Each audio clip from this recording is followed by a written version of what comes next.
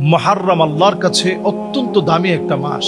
আল্লাহর কাছে অত্যন্ত দামি মাস হওয়ার কারণে এই মাসটির নাম শাহরুল্লাহিল মুহররম। আল্লাহ তাআলা অন্য কোন মাসকে শাহরুল্লাহ বলে নাই, এই মাসটাকে আল্লাহ তাআলা নিজের মাস বলেছেন। এই মাসে আল্লাহ রাব্বুল আলামিন এত বেশি মানুষকে দামি বানান, এত বেশি মানুষকে আল্লাহ তাআলা দয়া করেন। নামের দিক থেকে যদি আমরা লক্ষ্য করি মুহররম, প্রথমের এই মিমটি মাজদুল্লাহ, আল্লাহ রাব্বুল আলামিনের শ্রেষ্ঠত্ব, আল্লাহ তাআলার অপার দয়া আল্লাহ তাআলা এই মাসে আপনাকে দিবেন। এরপরে আরো একটি বর্ণ, আল্লাহ রাব্বুল আলামিন এই মাসে আপনাকে আমাকে চান হিলমুল্লাহ। আল্লাহ রাব্বুল আলামিন যে ধৈর্য আল্লাহ তাআলা ধরেন, এই ধৈর্যের জ্ঞান আল্লাহ রাব্বুল আলামিন আপনাকে, ধৈর্যের সম্পদ আল্লাহ তাআলা আপনাকে মুহররমে দান করবেন। এরপরে এবং রিফাতুন ওয়া রাহমাতুন, অজস্র রহমত আল্লাহ তাআলা এই মুহররমে আল্লাহ তাআলা আপনাকে দান করবেন। আর থাকে আরো একটি মিম, মাগফিরাতুল্লাহ, আল্লাহ তাআলা আপনাকে আমাকে ক্ষমা করবেন। নবী আলাইহিস সালাতু ওয়াস সালাম বলছেন আফদলুস সিয়াম বা'দা রমাদান, আল্লাহর কাছে রমজানের পরে সবচেয়ে গুরুত্বপূর্ণ দামি রোজা হচ্ছে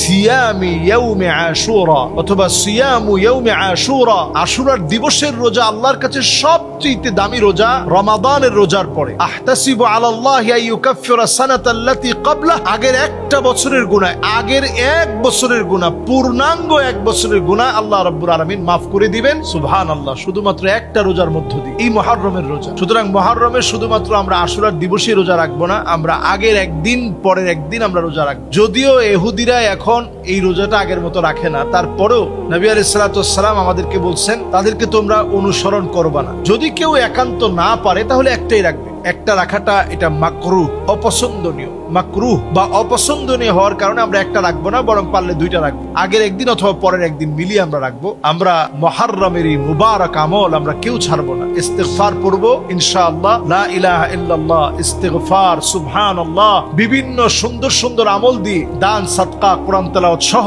ইবাদত বন্দেগীর মধ্য দিয়ে এই সময়টা আমরা কাটানোর চেষ্টা করবো। আল্লাহ আমাদেরকে তৌফিক দান করুক। আসসালামু আলাইকুম ওয়া রাহমাতুল্লাহি ওয়া বারাকাতুহু।